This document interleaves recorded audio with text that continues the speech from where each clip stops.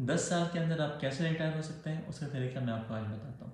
सबसे पहले तो आपने अपने जहन में वो अमाउंट लानी है जो आपको हर महीने मिलती रहे, तो आप रिटायर हो सकते हैं, आप अपनी जॉब छोड़ सकते हैं, आपके एक्सपेंसेस पूरे हो सकते हैं उसमें। तो अमाउंट क्या है वो आपने खुद डिसाइड करनी है। लेट्स से कि मेरे जितने भी खर्चे हैं वो 500 दिनार हर महीने में पूरे हो जाएंगे। तो 500 दिनार हर महीने, इसका मतलब है कि अगर मैं इसको 12 से मल्टीप्लाई करूँ, यानी मुझे हर साल 6,000 दिनार चाहिए ताकि मेरे जो है ना वो किचन मनी एक्सपेंसेस पूरे हो जाएं। अब मुझे हर साल 6,000 कहाँ से आएंगे? इसके लिए हम क्या करेंगे, हम बड़ी अमाउंट एक कहीं पे इन्वेस्ट कर लेंगे, स्टॉक्स के अंदर, रियल एस्टेट के अंदर, किसी बिजनेस में, ताकि वो हमें हर साल कुछ ना कुछ अमाउंट देते रहें, और या हम उसमें से जो है वो निकालते रहें।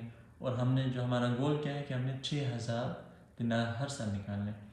अच्छा, अब कितनी बड़ी अमाउंट हमने इन्वेस्ट करनी है ताकि हमें हमारी रिटर्न मिल सके, उसके लिए हम आ जाएंगे कैलकुलेटर में। मुझे जो है वो हर साल 6,000 देना चाहिए। इसको हम डिवाइड करेंगे 0.04 से। क्यों 0.04 से डिवाइड करेंगे इसकी वजह मैं आपको बाद में बताऊंगा। ये हमने कैलकुलेट किया तो ये आ जाती है अमाउंट 1,50,000 दिनार।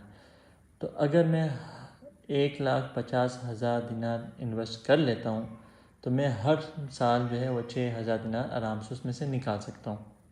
नेक्स्ट हम इस वेबसाइट पे आ जाएंगे जहाँ पे हम चेक कर सकते हैं कि हमें कितना टाइम लगेगा रिटायर होने में।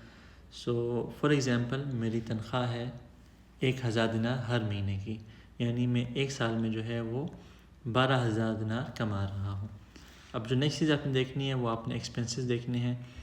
बेसिकली जो मेरे हर महीने के एक्सपेंसेस हैं और जो मैं चाहता हूँ कि रिटायरमेंट के बाद मुझे हर महीने कितने पैसे मिला करें एक्सपेंसेस के तौर पे, मैंने कहा था कि मुझे 500 दिनार चाहिए एवरी मंथ। तो ये साल के बन जाएंगे 6,000 दिनार। तो बाकी जो है वो यानी बेसिकली 50% मैं हर महीने सेव कर रहा हूँ।